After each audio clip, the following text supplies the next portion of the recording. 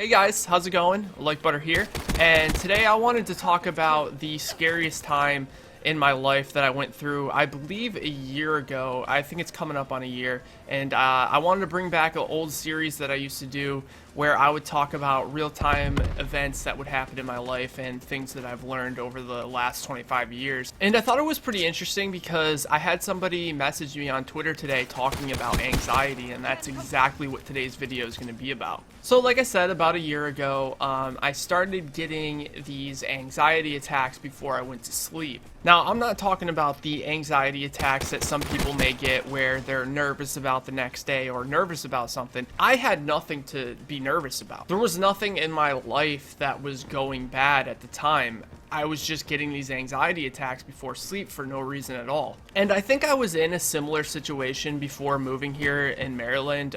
Before going to sleep, I would have kind of a tough time breathing and stuff.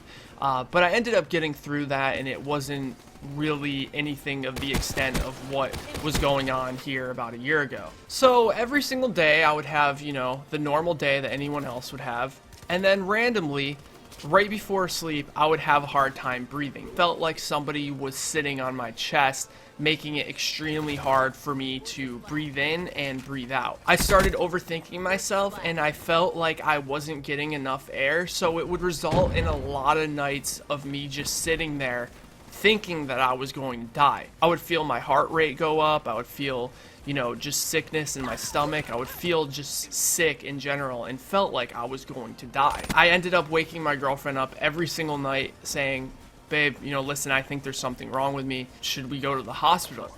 And here in Maryland, it kind of sucks because I don't have health insurance here. My health insurance is since I'm still technically living in Massachusetts, my health insurance is still over there. So I can't just go to a doctor when I don't feel good, especially if it's something that I'm not sure it's something medical or if it's just in my head. Because I'm looking at least a $1,000 bill if I go in and it's not even for anything at all, if they have to do tests or whatever. So I have to make sure there's something actually wrong with me. So what I did is I started Googling my symptoms, which by the way, never do that.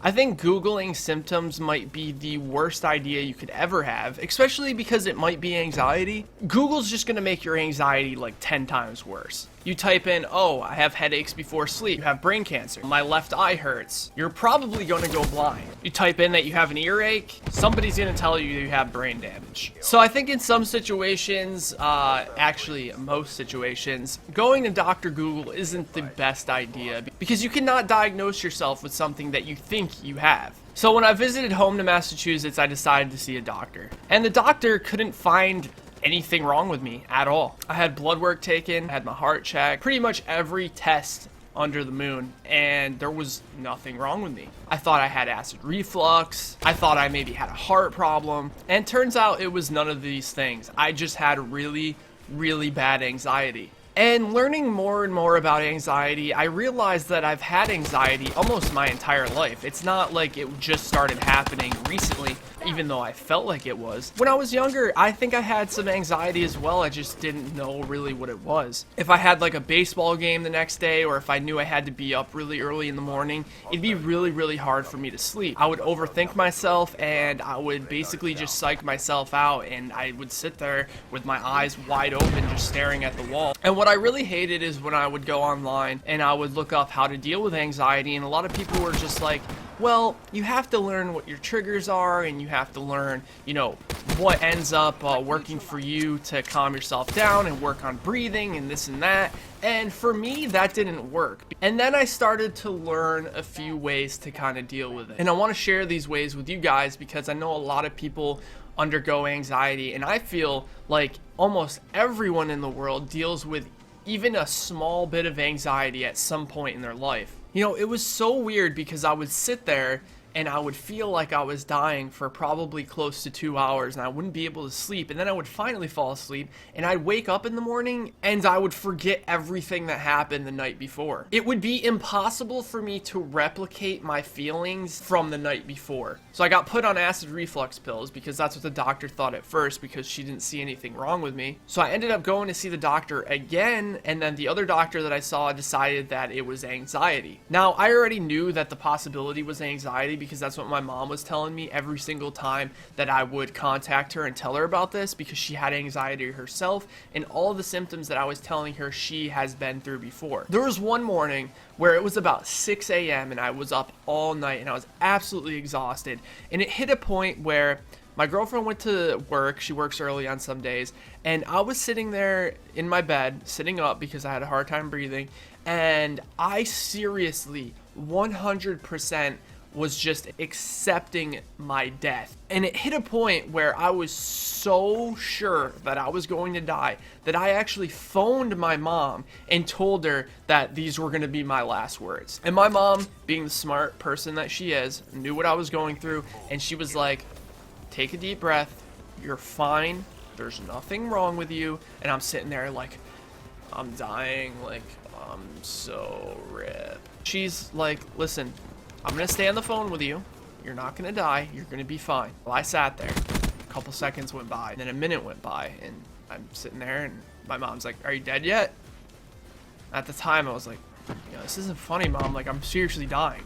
She's like, oh, I know you're dying, but I'm gonna sit here and wait till you die, like all sarcastic like. So I sat there, and a couple minutes go by and nothing happened. That's when the moment was like, when I realized, yeah, I'm probably just fine. There's nothing wrong with me. And then you start to understand how much control your brain has over your body, and when you start to overthink things, it can seriously mess you up. So from there on out, I decided that I was going to at least try to get a little bit of medication to help me get over these sort of things. Even though I knew that there was nothing wrong with me, I would still have a hard time getting over it myself. So eventually I got put on Zoloft, which is for, anxiety disorder, and it ended up helping with a lot of things. Not only my anxiety, but it also helped me with my anger when it came to certain things as well. I mellowed out a lot more, I was a lot happier. Now, I'm not saying medication should be the first thing that you go to, but there are a lot of medications out there that can help you get over your anxiety. And I think it's worth to at least give a chance and maybe talk to a doctor to see if one of those is a good possibility for you. Because it's not as easy as you think if you don't undergo anxiety. It's something totally different.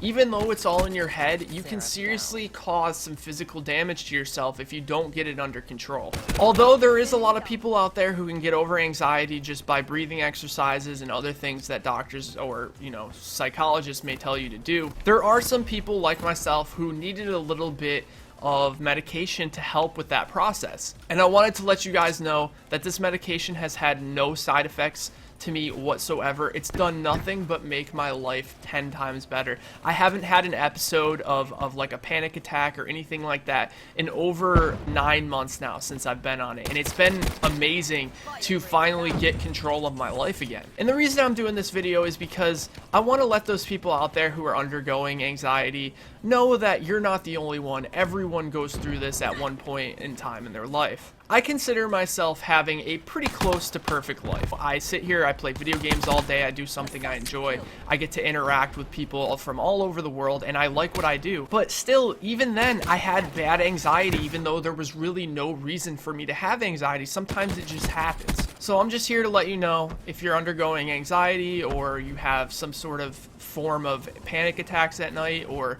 whatever your triggers may be, I want to let you know that you're not the only one, and that even people who don't have problems can undergo this stress. So my opinion, talk to a doctor, maybe see if there's some sort of anxiety. Oh, that was dirty. Some sort of anxiety medicine that they can give you, or maybe, even try you on, and if it affects you differently than it affected me, then there's other things you can switch to. And you can also just try to learn ways to deal with it on your own, if that's something you want to do. I know there's some people out there who don't like medication, but I just wanted to share you guys my experience. So leave me a comment in the comment section below if you've ever had any of these episodes or you're undergoing anxiety, because there are other people out there who are here to listen and talk you through it. Don't forget, guys, you're never the only one in this world. There's always someone else out there undergoing the same things that you are. And that's kind of what I want to do with this series. I want to make this series something where there is a viewer out there going through something, that there's other people there to help them out and help them get through this stage in their life. Oh my god, the Garand is so broken.